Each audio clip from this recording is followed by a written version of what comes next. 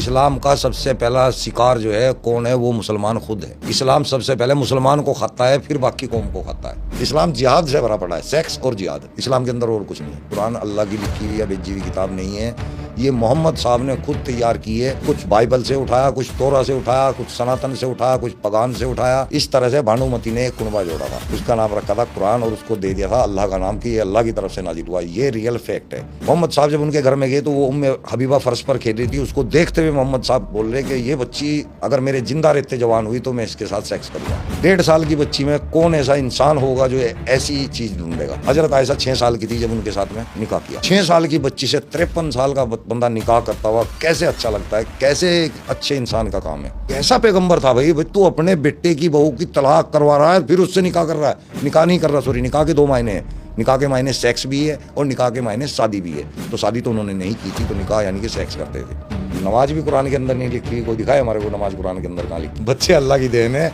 और खिलाएगा मोदी, पालेगा उन्हें मोदी। मोहम्मद साहब बैठे हुए रो रहे थे और रोते रोते उन्होंने भीड़ से कहा कि भाई तुम में से ऐसा शख्स कौन सा है जिसने रात अपनी बीवी के साथ सेक्स ना किया हो। तो उनमें एक अबू तलहा नाम के साहबी थे। उन्होंने कहा कि जी मैंने जो है कल अपनी बीवी के साथ सेक्स नहीं किया। बोले फिर ठीक है, तुम कब्र में नीचे उतर जाओ। खेती बता दिया महिला को कि बस ये तो खेती है, इसको जो बच्चा पैदा करने की खेती है, बिल्कुल आगे से या पीछे से साफ लिखा हुआ मेंशन है। देखिए मैंने खुद मस्जिदों के अंदर हथियार बिकते हुए देखे हैं, खरीदे भी हैं मैंने। मदरसों के अंदर बहुत गलत चीज होता है। एक तो दुराचार होता है, बच्चों के साथ दुराचार होता है वहाँ पे। यौन शोषण का आप जिक्र कर रहे हैं। हाँ, ये हकीकत है। ये एक मुसलमान की सोच है, हर मुसलमान की, कि पूरी दुनिया में एक दिन इस्लाम काबिज होगा। जिहाद क्या होता है? जिहाद होता है कि डर पैदा हो गया है जिहाद को लेकर। कभी लव जिहाद हो जाती है, कोई और जिहाद हो जाती है। कौन सी जिहाद है ये? जिहाद बोलते हैं दीन के लिए कोई कोशिश करना, हथियार लेके मार के। उसमें अलग अलग जिहाद है, जैसे कि लव जिहाद होगी, लैंड जिहाद होगी और जी आतंकवाद जिहाद हो गया। पूर्वज आपके कौन है? हिंदू है। हिंदू है यहाँ, और मुसलमान कहाँ से आए? हिंदुस्तान के अंदर मुसलमान थे ही नहीं। Raw and real with Kavita Singh, powered by.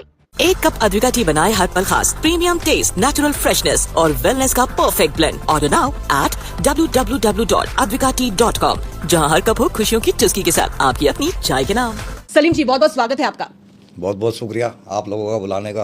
आपने बहुत बड़ी बात कही। आपने कहा कि कुरान में कोई ऐसी आयत नहीं है जिसको देखकर कोई भी गैर इस्लामी इस्लाम को कबूल कर ले। है ही नहीं है, कोई भी नहीं। हमारे को करवाओ कबूल। अगर कोई ऐसी आयत है दिखाओ, आपको करा दो और किसी हिंदू को करा दो, पर कराओ, दिखा के कराओ कि ये आयत है। हम सुनना चाहते हैं। यानी जो लिखा नहीं है, आप तो बहुत बड़ी बात कह रहे हैं। आप कह रहे हैं जो लिखा नहीं है उसका भी प्रचार हो रहा है। हाँ, और जो मोहम्मद जाकिर नाइक जितनी बड़ी बड़ी बातें करते हैं, वो जाकिर तकड़ा नालायक है। वो फंसा नहीं ना किसी एक्स मुस्लिम के सामने अभी तक, जब तक उसकी तुत्ती चल रही है। आपने सरनेम बदल दिया, जाकिर नायक को जाकिर नालायक बना। वो नालायक ही है वो।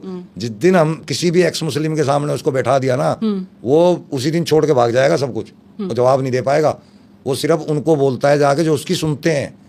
एक बंदे ने सवाल किया था सिर्फ पाकिस्तान के अंदर, तब से भागा फिर रहा है जाकिर नायक।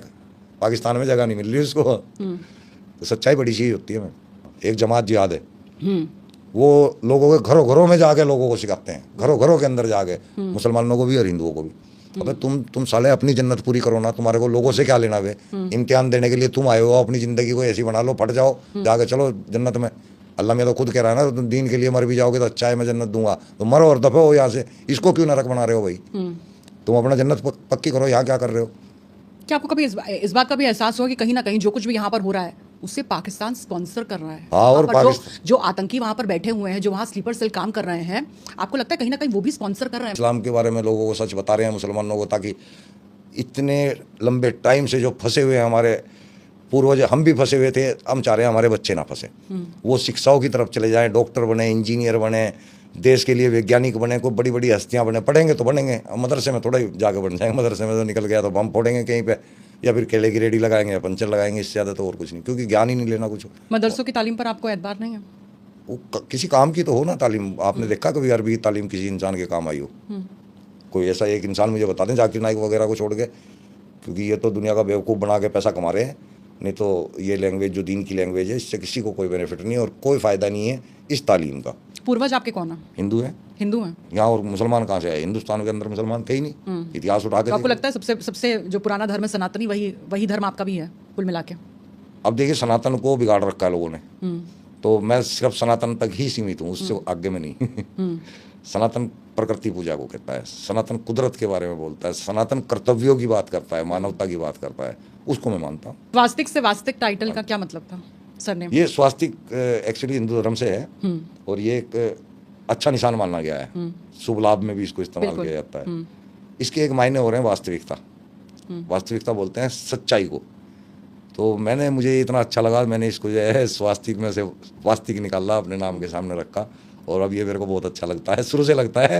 अब बहुत लोग इस नाम को रख रहे हैं। जब मैंने कुरान को तर्जुमे के साथ पढ़ा तो मुझे पता लगा कि कुरान अल्लाह की लिखी हुई या भेजी हुई किताब नहीं है, ये मोहम्मद साहब ने खुद तैयार की है। कुछ बाइबल से उठाया, कुछ तोरा से उठाया, कुछ सनातन से उठाया, कुछ पगान से उठाया। इस तरह से भानुमती ने एक कुनबा जोड़ा था, उसका नाम रखा था कुरान और उसको दे दिया था अल्लाह का नाम कि ये अल्लाह की तरफ से नाजिल हुआ। ये रियल फैक्ट है जो हमारी नज़र में है।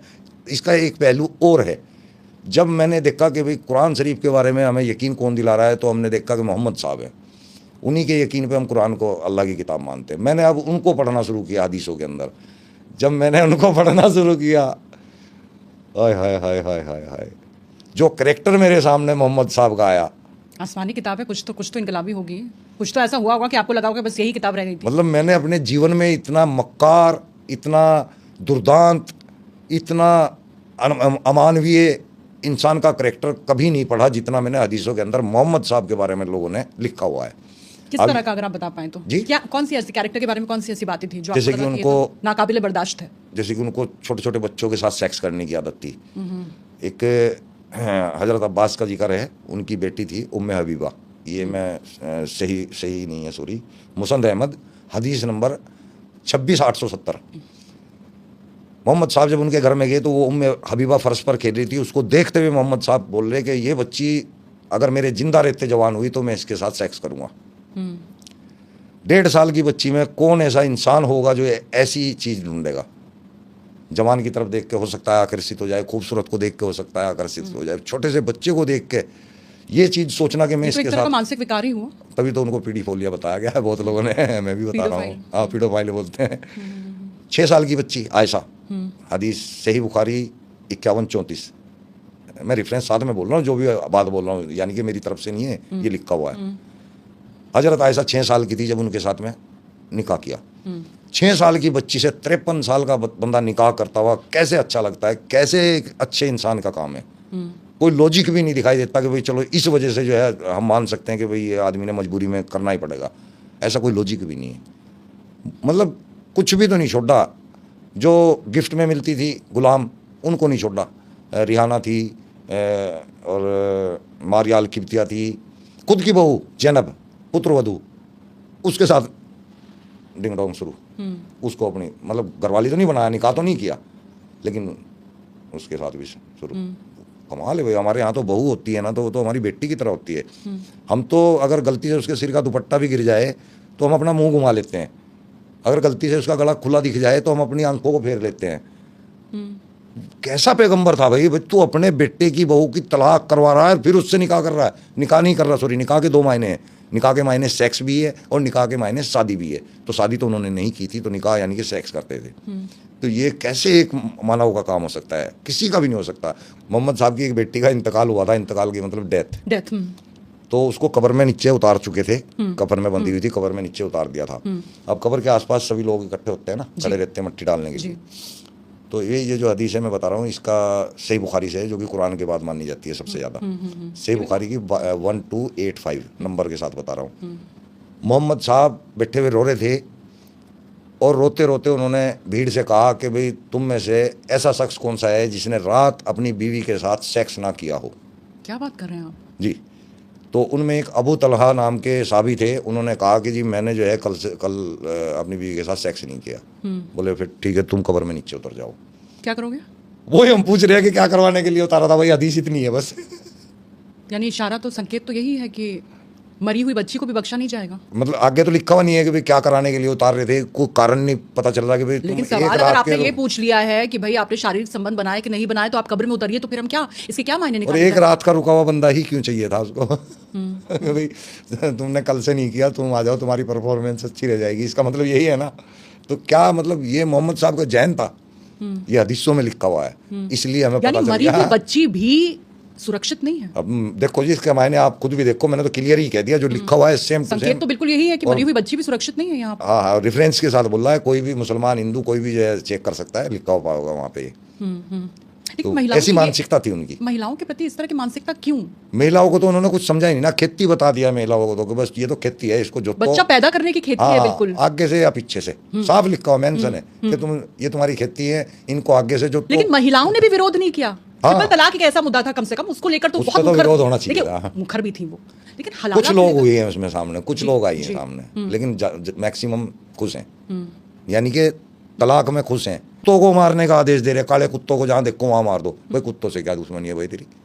तो आपको लगा कि एक तरह के सनकी हैं ये? सनकी आदमी, ये तो खुद हदीसों के अंदर से ही पता लग रहा है, हम नहीं बता रहे, ये सब कुछ मैं नंबर के साथ यानी बोल कुरान सकता को हूँ। पढ़ा तो पहले ही आपने बचपन में, लेकिन जब समझा हाँ। तो आपका मोह भंग हो गया। हाँ जी, फिर हमें पता था, फिर और अच्छे से पढ़ते रहे तो फिर तो बिल्कुल पढ़ते खुलती चली गई। साफ पता चल रहा है कि मोहम्मद साहब ने अल्लाह का नाम यूज करके अपने नाम से एक निजाम चलाया है। अच्छा, ये मैं वो बातें बता रहा हूँ जो लिखित में है, जो लिखी हुई है।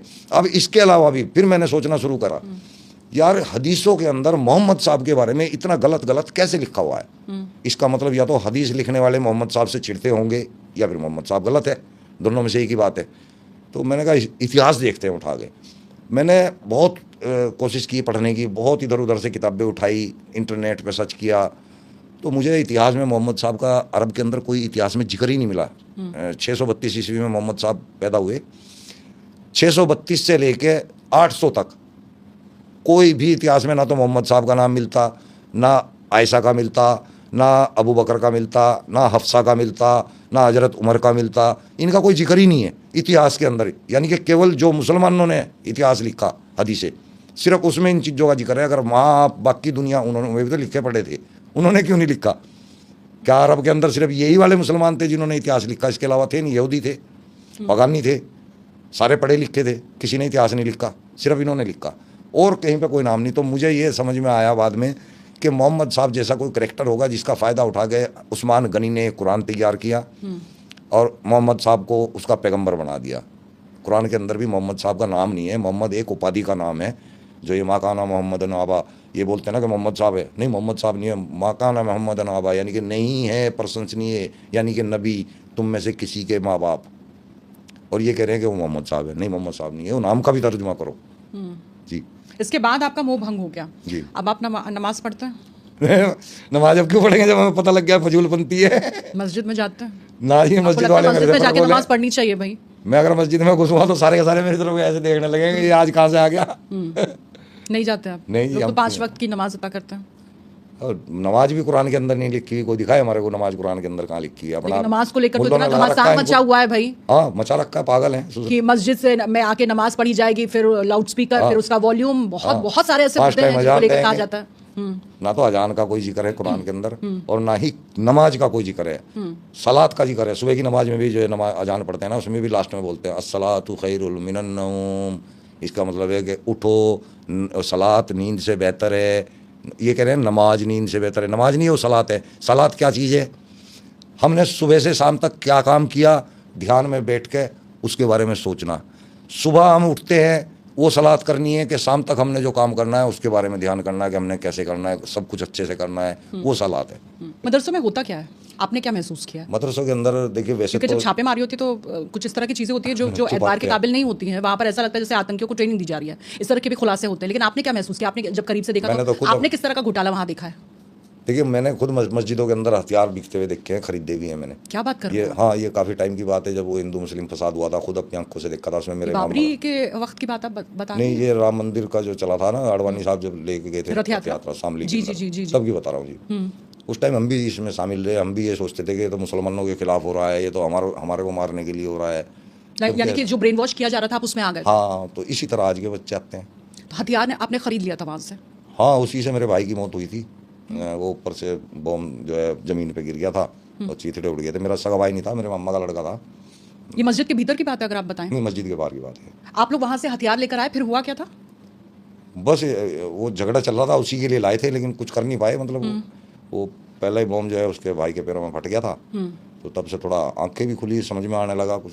मदरसों के अंदर बहुत गलत चीज़ होता है। एक तो दुराचार होता है, बच्चों के साथ दुराचार होता है वहाँ पे। यौन शोषण का आप जिक्र कर रहे हैं? हाँ हाँ हाँ, ये हकीकत है और ये मुसलमानों को भी पता है। आपने देखा है ऐसा कुछ होते हुए? आपकी जानकारी में है, कभी हुआ? मेरे सामने 4-5 किस्से हुए हैं। खुद हमारी शामली के अंदर जो मस्जिद है हमारे मोहल्ले की, उस मस्जिद के अंदर, तब मैं छोटा ही था, कोई 16-17 साल की उम्र होगी, जी। एक हाफिज ने एक बच्चे के साथ में दुष्कर्म किया, पकड़ा गया, उसको मोहल्ले वालों ने बाहर निकल के इसको मारा पीटा और भगा दिया। फिर उस बात को दाब लिया जाता पुलिस के है। हवाले नहीं किया? नहीं, उसके खिलाफ कोई करते कार्रवाई नहीं, नहीं करते, की? नहीं। पीड़ित बच्चे के परिवार ने भी नहीं की? किसी ने भी नहीं, कुछ भी नहीं करते, बस उसको लास्ट में मस्जिद से भगा देते हैं ताकि इस्लाम बदनाम ना हो। 30 या 40% बच्चे ऐसे होंगे जो वहाँ से ठीक ठाक आते हैं, नहीं तो 60% बच्चों के साथ दुष्कर्म होता ही होता देखिए है। वीडियो तो आते हैं सामने, पिटाई सबके के नहीं भी वीडियो आ आते हैं, पाते, सबके नहीं आ पाते, लेकिन आप कह रहे हैं कि उसकी तादाद बहुत छोटी होती है, बहुत कम होती है। जो सामने आ रही है ना तादाद वीडियो वगैरह की, बहुत ही ना के बराबर है। इतने काम होते हैं, यानी कि काम कहाँ कांड, ये तो आप कांड हाँ, बता रहे हैं वो आप। कांड ही तो है ये। इतने कांड होते हैं, उनमें से कुछ कांड सामने आ पाते हैं, और जो कुछ आए हैं ना वो भी इतने हैं कि हद है उनकी। लेकिन बच्चों को क्यों शिकार बनाया जाता है? अब वो दूर दूर के तो रहने वाले होते हैं मौलवी, मदरसों के अंदर, कोई किसी का घर 500 किलोमीटर, किसी का 400 किलोमीटर, किसी का 600 किलोमीटर। अब उनकी जिस्मानी इच्छा जो है वो ये तो नहीं बांध के तो नहीं रख सकते, हर रोज जिस्मानी इच्छा जो है हमारी जागती है, हर रोज। अब हम अपने सामने उस टाइम जो साधन देखेंगे उसी पे कोशिश कर देंगे। मासूम बच्चों पर अब मासूम बच्चों को जल्दी काबू में किया जा सकता है, उनको डराया भी जाता है, प्यार से भी, 100 तरह के फंडे हैं इन लोगों के, तो मासूम बच्चा जल्दी फंस जाता आप है। मजहब को लेकर शिक्षा देते हैं और फिर इस तरह का वही लोग, आपके भीतर क्या नियंत्रण है? हाँ वही लोग देख लो, हमें अल्लाह अल्लाह अल्लाह के बारे में वही सिखाते हैं, वही जन्नत दोजख के बारे में सिखाते हैं, और वही हमारे बच्चों के साथ में इस तरह जो है हरकत करते हैं। शर्म तो हमें आनी चाहिए कि हम मदरसों के अंदर बच्चों को भेज रहे हैं। हमने अगर एक सीन होते हुए देख लिया मदरसों के अंदर, तो हमें यह पता हो जाना चाहिए कि यहाँ कोई अल्लाह बिल्ला नहीं है। यानी आंख नहीं खुली अभी तक लोगों की। नहीं देखिए तो- हथियार बिकते हुए आपने देखे, हाँ। बच्चों के शोषण के किस्से आपने बता दिए हैं। हाँ जी। इसके अलावा तालीम किस तरह की दी जाती है भाई, कि तालीम- पंचर के अलावा कुछ बना ही नहीं पाते हैं, बिरयानी बेचते हैं, पंचर बनाते हैं, यही काम हो रहा है? देखो जी, कुरान और हदीस की तालीम देते हैं वहाँ पे। कुरान और हदीस में ऐसा एक भी कोई पॉइंट नहीं है कि उसको पढ़ के आदमी 100 रुपए दिहाड़ी कहीं से कमा ले। उसके अंदर ऐसी कोई ज्ञान नहीं है कि उसके जरिए आप 100 रुपए कमा ले। वैध मजारों को बनाया जाता है और उनके जरिए जमीन को हथियाया जा रहा है। हाँ जी। आधार क्या था, क्योंकि आपने दावा बहुत बड़ा किया है? आधार क्या, मैंने खुद किया हुआ है काम, अभी भी मजार चल रही है। आप नारायणगढ़ रोड पड़ता है क्या बात अम्बाले कर से रहे आगे। हाँ हाँ आपने ये किया है? हाँ, मैंने 2 मजार ऐसे फर्जी तैयार किए हैं। अब तो वहाँ पे बढ़िया दुकानदारी चल रही है। किस तरह की और कैसे तैयार किया आपने, किस सन की बात है? एक नारायणगढ़ रोड पे पेड़ था बहुत भयंकर बरगद का, वो देखने से इतना डरावना है कि दूर से जब गाड़ी की उस पर लाइट जाती है ना तो डर लगता है उस पेड़ को देख के। बहुत पुराना पेड़ है वो। आपको लगा ये लोकेशन बिल्कुल हाँ, मुफीद अब है? मैं वहाँ मजारों पे पहले ही बैठा हुआ था, तो मैं इधर उधर की मजारों पे भी जाता था घूमने, वहां से भी पैसे कमाता था। तो मैं और मेरा एक चिल्ला है राजा, वो खेलन का ही है, हम दोनों बाइक से आ रहे थे। मैंने देखा, मैंने कहा राज्य कितनी बेहतरीन लोकेशन है। हमने कहा ये, हम किसी का ध्यान नहीं गया, बोले चलो हम कर देते हैं काम। हमने वहाँ पे जो चुन्नियाँ बांधी, अपने पीर से चुन्नियाँ उठा के लाए, हरी नीली, और पेड़ के पर इतनी चुन्नियाँ बांध दी बहुत दूर दूर ठीक तक, है, और फिर नीचे जो है गल्ला बना दिया और एक ईंटों का ऐसे बना के वो वहाँ छोड़ दिया हमने। अब उसमें गले में हमने आगे देखा तो आहिस्ता आहिस्ता वहाँ आसपास पैसे मिलने शुरू हो गए हमारे को, गले में भी आने लगे। अब तो ट्रक ड्राइवर वहाँ फेंक फेंक के जाते हैं पैसे। यानी कि आपने रोजगार का एक साधन हाँ, तैयार किया मैंने अपने लिए था, इसका क्रेडिट आपको देना चाहिए। हाँ। लेकिन ये जो आप स्कैम का हवाला दे रहे, देखिए ये पूरा भारत पूछेगा इस वक्त कि ये तो ये बहुत बड़ा स्कैम है जिसकी तरफ आप इशारा कर रहे हैं, तो क्या वाकई ऐसा हो रहा अब है? मैंने सिर्फ किया है आपने तो ऐसे ऐसा किया? और भी कर रहे हैं, और ये सब ऐसे ही हो रहा है। आधार क्या है, क्योंकि आपने फिर ये भी कहा था कि आप कौन ये से बताओ, ऐसे आप पीर ये बाबा बताओ। हैं जो रेलवे ट्रैक पर वही जाते कहना चाह रहा हूँ मैं। खतना मोहम्मद साहब की तो नहीं हुई थी, हमारी करवाई है जबरदस्ती। इब्राहिम का वो था, ये मोहम्मद साहब का तो नहीं है, इब्राहिम का है, और कुर्बानी भी वहीं से है। कुर्बान भी वहीं से, उसके साथ आप इत्तेफाक रखते हैं? नहीं, मैं तो उससे भी नहीं रखता। कुरान के अंदर वैसे इस टाइप की कुर्बानी है भी नहीं जिस टाइप की ये लोग यहाँ इंडिया में करते हैं। कुर्बानी कुरान के अंदर सूरह हज के अंदर बताया गया है कि जब अब मक्का में 2 महीने का जो होता है, उस हज को कंप्लीट करने के बाद लास्ट की जो प्रक्रिया है वो कुर्बानी है। तुम वहाँ पे कुर्बानी करने का हुक्म है, ना कि यहाँ पे। CA NRC, इससे मुसलमानों को डराया गया, तुम्हारे कागज चेक होंगे, तुम्हारा फलाना चेक होएगा, तुम्हारे को बंद कर देंगे, तुम्हारे को बाहर फेंक देंगे। कितने मुसलमानों के कागज चेक हुए हैं? आज तक किसी के भी नहीं चेक हुए हैं, ना इनको जरूरत है। वो बाहर से जो आएंगे उनके लिए है वो तो इंतजाम, आगे के भविष्य के लिए है वो इंतजाम। भविष्य में कोई बाहरी आदमी जो है अपने देश के अंदर ना आ पाए तो वो अच्छा है, ठीक है। हमें क्या लेना बाहरी आदमी से, हमें अपना परिवार जो है हमारा यहाँ का जो हिंदुस्तान का है ये बहुत है। तो 72 हूरों का जिक्र होता है, जन्नत का जिक्र होता है, ज़कात का भी जिक्र होता है, उसको लेकर भी आपको आपत्ति है? जकात, अच्छा जकात और फितरा एक ऐसी चीज़ है जो मैं कभी ये मानता था कि ये तो इस्लाम के अंदर बहुत अच्छी है, इस पे कोई सवाल नहीं उठ सकता। फिर मैंने देखा यार जकात फितरा ये सिर्फ मुसलमानों को ही देते हैं, मस्जिदों में देंगे, मुसलमानों को देंगे, तो ये कहाँ का अच्छा काम हुआ जो तुम एक नस्ल को ही दे रहे हो स्पेशल? उसके बाहर क्या इंसान नहीं है? उसके बाहर क्या मददगार नहीं है? मदद की ज़रूरत नहीं है लोगों को? तो ये भी बहुत बुरा काम है। ये सिर्फ जकात और फितरा मुसलमान को ही दिखता है, तो ये कोई अच्छी चीज़ नहीं है। ये फ़र्क पैदा कर रही है इंसानों में, ये भी बढ़िया नहीं है। ट्रिपल तलाक मुसलमान औरतों के लिए एक संजीवनी बूटी मिली है उनको। अब उनको उस डर का, उस तलाक का डर नहीं रहा जो चुटकियों में हो जाता था काम, निकल गई वो उससे। ये हलाला भी बताइए, खत्म होना चाहिए। आप शादीशुदा महिला हैं, मुसलमान हैं, आप शादीशुदा महिला हैं, और आप सिर्फ इस डर के साए में जी रही हैं कि किसी वक्त मेरे मियाँ को ये लग जाएगा, गुस्सा आ जाएगा, हो सकता है मैंने चाय में शक्कर ज्यादा डाल दी हो, और वो एकदम से गुस्से में आ जाएगा और वो 3 बार कह देगा तलाक तलाक तलाक, और फिर हो गया तलाक। फिर जब उसे लगेगा नहीं मैंने शायद कुछ गलती कर दी है, तब होगा हलाला, और फिर होगी मियाँ के पास घर वापसी। हाँ, एक डर ये भी बहुत तकड़ा है कि अगर आपकी बीवी हैज के महीने में भी है, आप समझ नहीं पाएंगे शायद हैज पीरियड्स आप बोल, हाँ, आप उसमें भी अगर उसको सेक्स करने के लिए कहेंगे ना, अगर वो मना करेगी तो आप उसको डराओ, फेंटी मारो, नहीं तो तलाक से डराओ उसको। अब वो डर के मारे बेचारी सब कुछ करेगी। किस हद तक शोषण किया जा रहा है औरत का, महिला की कोई इज्जत नहीं है इस्लाम के अंदर, 2 कौड़ी की इज्जत। हालांकि महिला खुश है, अब वो खुश यूं है क्योंकि कुएं का मेंढक कुएं तक की जानता है, उसके बाहर का उसे पता ही नहीं है। तो हमारी मुसलमान औरतें बुरखे में भी खुश हैं, नकाम में भी खुश हैं, अशिक्षित रह के भी खुश हैं, पिटाई से भी खुश हैं, तलाक से भी खुश हैं, हलाले से भी खुश हैं, जबकि ये सारी चीज़ें उसको खा रही हैं। उसको इतनी भी इजाज़त नहीं है कि वो अपनी शादी खुद कर सके। एक आदमी को पूरी शादी की अपनी इजाज़त है ना, वो कर सकता है, औरत को शादी की इजाज़त नहीं। लड़की अपनी मर्जी से कोई शादी नहीं कर सकती। तो उसको हर जगह बांधा जा रहा है, पर्दे में ढक दिया उसको, उसके ऊपर कोई यकीन नहीं है, साथ में बच्चे को लेके जा। इतनी बेड़ियां, हाँ। इतनी बेड़ियां। मुझे ये महसूस हो रहा है सलीम जी कि अगर आप इतनी बड़ी बात कह रहे हैं कि पीरियड्स के दौरान भी अगर पति चाहे, आपका मियाँ चाहे तो फिर आप पर दबाव डाला जा सकता है शारीरिक संबंध बनाने का, तो फिर कितने बच्चे पैदा किए जाएं? मुझे लगता है इस सवाल का जवाब तो कोई औरत अपने आप से दे ही नहीं सकती है। बच्चे इसमें भी जो पति चाहेगा वही होगा। हाँ। तभी फौज पूरी लग जाती है आपके यहाँ। बच्चे अल्लाह की देन है और खिलाएगा मोदी पालेगा उन्हें मोदी। फ्री के राशन के साथ। हाँ, आप मुस्लिम कॉलोनियों में जाके देखा करो, जो राशन के डिपो की दुकान होती है ना, वहाँ सुबह 5 बजे से पहले इतनी लंबी लाइन लग जाती है, बहुत लंबी लाइन। अच्छा। तो गरीब है, शिक्षित हैं, जब भी तो ये हाल है। मैंने तो नहीं देखा हिंदुओं को या किसी और अदर धर्म के लोगों को इस तरह राशन की दुकान में लगते हुए, या सरकार की नीति का फायदा इस तरह से उठाते हुए। सिर्फ यही कौम उठाती है, नीति का फायदा उठाती है, लेकिन मोदी से बैर है। आपको लगता है मोदी और मुसलमान का जो रिश्ता है, आप उसे कैसे समझते हैं? मोदी जी बिल्कुल सिंपल राजनीति कर रहे हैं। विकास की, हाँ, विकास की या हिंदुत्व की, क्या कहेंगे आप? मेरे हिसाब से बिल्कुल सिंपल, जो एक प्रधानमंत्री को काम करना चाहिए। राजधर्म निभा रहे हैं वो। हाँ, मेरे हिसाब से तो देखिए, गलती तो कहीं ना कहीं होती रहती है इंसान से। लेकिन सलीम जी, बड़ी बात यही है कि अगर आप कह रहे हैं कि वो सबके बारे में सोच रहे हैं, सबका साथ सबका विकास, हालांकि सबका विश्वास पहले कहा जाता था, अब वो लाइन ड्रॉप कर दी गई है, लेकिन सबके विकास की वो बात कर रहे हैं। अगर मोदी से किसी तरह की नाराजगी है तो फिर जो योजनाएं उनका लाभ लेने के लिए क्यों लोग सामने आ जाते हैं? लेनी नहीं चाहिए, बायकॉट करो उसका योजना का। इसको लेकर कभी आपने देखा है किसी मस्जिद से अजान निकली है या वहां से कुछ इस तरह की बातें निकली हैं, लाउड स्पीकर से ये ऐलान किया गया है कि नहीं, हम किसी भी योजना का फायदा नहीं उठाएंगे? नहीं, ऐसा नहीं होता। सुना आपने? नहीं, बल्कि वो तो और माइक लगा के बोल देते हैं कि भाई आज राशन बटेगा, लाइन लगा लियो। सलीम जी वाकई, ओहो, रियल बता रहा हूँ जी मैं। वहाँ ऐसे मुसलमानों को बिल्कुल जाहिल बना दिया, और जाहिल आदमी फिर क्या करेगा? रोजी रोटी को दुखी होता रहेगा पूरी जिंदगी। मतलब बहुत दिल करता है हमारा भी कि मुसलमान को अच्छे हिसाब में देखें, हमारी भी इज्जत होगी कि भाई ये भी मुसलमान है। अभी हमारे को कहीं नाम बताना पड़ता है तो शर्म आती है कि मुसलमान का नाम सामने वाले के। किस तरह का भेदभाव आप देखते हैं सलीम जी? किस तरह का भेदभाव आप देखते हैं जो आप देख पा रहे हैं, लेकिन ओवैसी या मौलाना या मौलवी ये नहीं देख पा रहे हैं?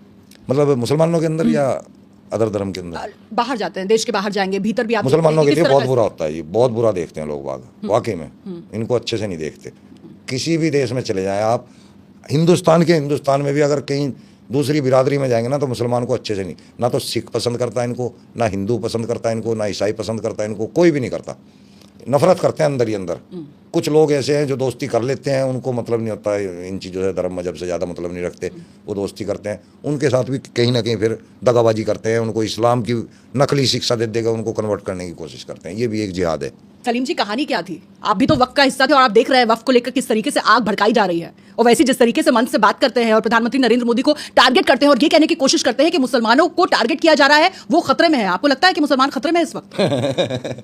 मुसलमानों को कहीं पे टारगेट नहीं किया जा रहा। ये लोग जब इनको टारगेट किया जाता है ना, तो ये मुसलमानों के ऊपर उड़ेल देते हैं सारी कहानी कि मुसलमानों को किया जा रहा है टारगेट। मुसलमान बेचारे को उसको पता ही नहीं है कुछ भी इन चीज़ों के बारे में, उसको नॉलेज, उसे वक्फ बोर्ड के बारे में नॉलेज नहीं है मुसलमान को। वक्फ बोर्ड चीज़ क्या है, इसका काम क्या है, मुसलमान को इतनी भी नॉलेज नहीं है। अगर उसको इतनी नॉलेज हो जाए ना तो ये वक्फ बोर्ड ही खत्म कर देंगे, मुसलमान ही खत्म कर देंगे खुद। लेकिन ऐसे देश में सलीम जी जहां पर यह कहा जा रहा है कि रेलवे से ज्यादा, रेलवे की बात करें और उसके बाद बाकी चीजों की बात करें, इतनी बड़ी संपत्ति वक्फ के हाथ में है और वक्फ को लेकर अब मुसलमानों को भड़काने की कोशिश, ब्लैकआउट, बत्ती गुल करने का भी आह्वान किया जा रहा है। ये तो वो संपत्ति है जो आपको दिखाई दे रही है। एक संपत्ति वो भी है जो कि जिसका असली नाम वक्फ है।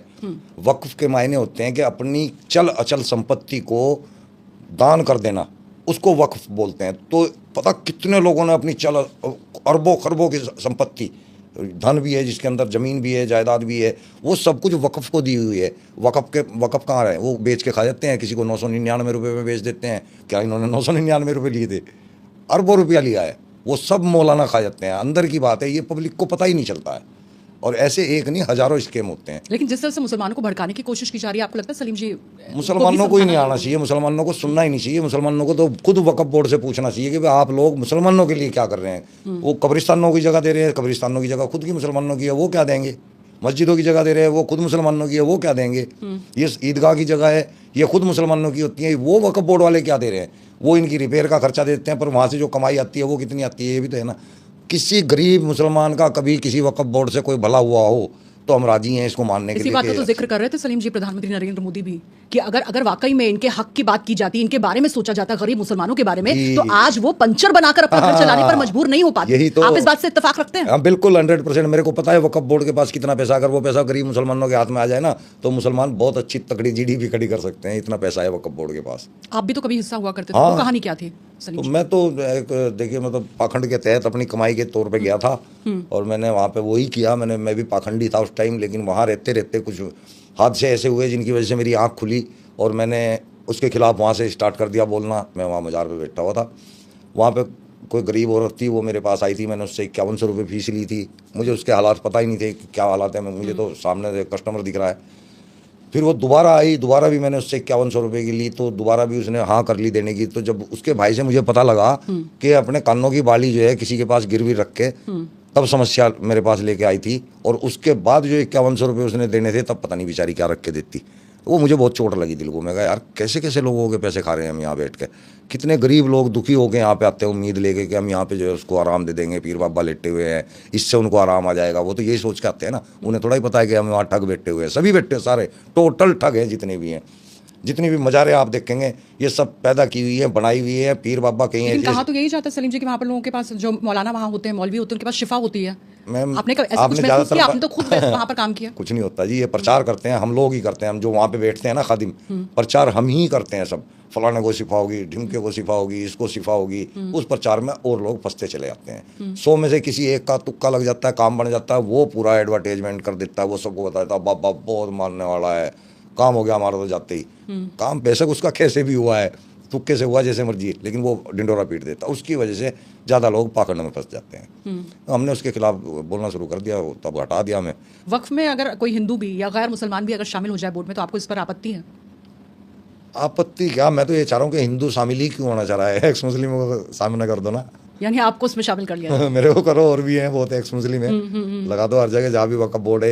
एक एक्स मुस्लिम को फिट कर दो, फिर देखें माई के लाल एक भी एक। यानी आप ही ऑडिट कर लेंगे? आप ऑडिट कर देंगे फिर सारा हिसाब? बिल्कुल, और सारा मुसलमानों में और गरीबों में जाएगा, फिर उस पैसे का सही इस्तेमाल होगा। कुछ गुप्त भोगी भी आपको मिले हैं जो आपको लगा हो कि हाँ ये भी वक्फ के सताए हुए हैं, इनको भी इसी तरीके से पीड़ित किया गया? ज़्यादातर लोग ऐसे ही आते हैं, हमारी जो साइड आते हैं ना, वो ज़्यादातर ऐसे ही लोग आते हैं जो कहीं ना कहीं शिकार हुए होते हैं।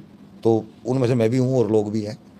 तो वो भी इसी बात का जिक्र करते हैं? हाँ बिल्कुल करेंगे, जिसका अपना तजुर्बा है वो बयान करेगा। अब जरूरी नहीं है कि जो तजुर्बा मुझे है सेम टू सेम उनको हो। मेरा जीवन डिफरेंट है तो तजुर्बे भी डिफरेंट है, उनका जीवन अलग है, उनके तजुर्बे भी अलग है। पर कुरान और हदीस के ऊपर हम सब एक हैं, सबकी एक ही बात है, क्योंकि हम लिखा हुआ पढ़ रहे हैं और लिखा हुआ ही बयान कर रहे हैं। अगर हम अपनी तरफ से बयान करते हैं तो सबके अलग अलग बयान होते हैं, लेकिन हमारे बयान एक हैं। जी। तभी आपको लगता है कि आपको ओवैसी से भी मिलना चाहिए? जिस तरह से उनको ऐसा लग रहा है कि मुसलमान खतरे में है, वो आह्वान कर रहे हैं, मुस्लिम पर्सनल लॉ बोर्ड का भी वो हवाला देते हैं, वो ये कह रहे हैं कि हमें संविधान बचाने की जरूरत है, देश बचाने की जरूरत है, वक्फ बचाने की जरूरत है। आपको लगता है कि ऐसे लोगों से देश को बचाने की जरूरत है, खासतौर पर मुसलमानों को? मेरे हाथ में अगर 2 दिन के लिए भी कुछ पावर सी आ जाए ना, मैं इनकी कमर नंगी कर करके ना ऐसी बेल्टे बजाऊंगा, होश ठिकाने लगा दूंगा इनके। यानी आपको ऐसा लग रहा है कि वक्फ बहाना है, मोदी निशाना है, बिहार चुनाव पर नजर है और उसी को लेकर रणनीति तैयार की जा रही है? इस्लाम का निजाम लाना है, प्लस ये भी जोड़ लो। अच्छा, इस्लाम का निजाम भी लाना है जी, ये आपको लग रहा है? पूरे ये वर्ल्ड एजेंडा में, है? पूरे वर्ल्ड में ये एक मुसलमान की सोच है, हर मुसलमान की, कि पूरी दुनिया में एक दिन इस्लाम काबिज होगा। और ये सोच हमारे और अंदर काबिज होके मुल्ले होगा डालते क्या? हैं। होगा क्या? वो यही होगा जो पंचर ही लगाते फिरेंगे, पूरी दुनिया को खराब कर देंगे, बम बरसाएंगे, और आतंकी जब बनेंगे। शिक्षा ही यही है आतंकी बनेंगे, एयरपोर्ट पर जाएंगे तो कैसे कैसे चेकिंग होगी? मैडम, शिक्षा नहीं है ना, नंगे होंगे, होते हैं, बेइज्जती होती है, हमें भी शर्म आती है, इनकी वजह से हमें भी झेलना पड़ता है। गलत एक करता है, भुगतते सारे हैं। अगर ये लोग पढ़े लिखे होंगे, डॉक्टर होंगे, इंजीनियर होंगे, बड़े बड़े ऑफिसर बनेंगे, कौन इनको नंगा करेगा और कौन इनसे नफरत करेगा? नफरत इनसे तब करते हैं जब ये उल्टी सीधी हरकतें करते हैं। ये वहाँ से जुमे की नमाज में प्रिपेयर होकर आते हैं, चार्ज होकर आते हैं, पत्थर उठा उठा के लोगों पे पत्थर मारते हैं। अबे भाई, तुम उनके जो मौलवी तुम्हारे को कह रहा है, उनको साथ लेकर आगे खड़ा करो ना, तुमको मार पहला पत्थर, फिर हम मारेंगे। वो तो नहीं मारते, वो तो वहीं बैठे रहते हैं। कितने पैसे मिलते हैं पत्थर मारने के, पत्थरबाजी के? बहुत 500 रुपये में बेच होते हैं बंदे, 500 बहुत बेचते हैं। यानी पंचर के अलावा एक काम और इन लोगों में? हाँ, ये ऐसे ये भी ऐसे एक काम रोजगार करते ही तो है, हैं। रोजगार ही तो है। हाँ। अगर आप मदरसे से पढ़ रहे हैं, तब अगर आपको थोड़ा- ब्रेन वॉश किया जा रहा है, आपका इस्तेमाल किया जा रहा है हथियार के तौर पर, आप ही को हथियार बना दिया गया है। हाँ। अभी हाथ में हथियार दे रहे थे, अभी इन्हीं को हथियार भी बना दिया। बताइए। तब थोड़ा और ज्यादा भी दे देते हैं पैसा के, भी ले तू जाके बांध के अपने ऊपर फट जा, फट जा। तब थोड़ा सा और ज्यादा पैसा दे देते हैं। लेकिन यही फटने- धंधा है बचाओ फटने मुसलमानों के लिए। सलीम जी, उनके आगे एक जन्नती एक दरवाजा भी तो बनाया हाँ। जाता है। ये बताया जाता है ना कि यहाँ से जाओगे तो ऊपर 72 हुए तुम्हारा 72 इंतजार मिलेंगी, कर रही हैं। शहद की नदियां मिलेंगी, जी, जी। शराब अल्लाह मियाँ हाथों से पिलाएगा। अबे गधो, जब अल्लाह खुद कह रहा है कि शराब में नशा नहीं होगा तो पी के क्या करोगे?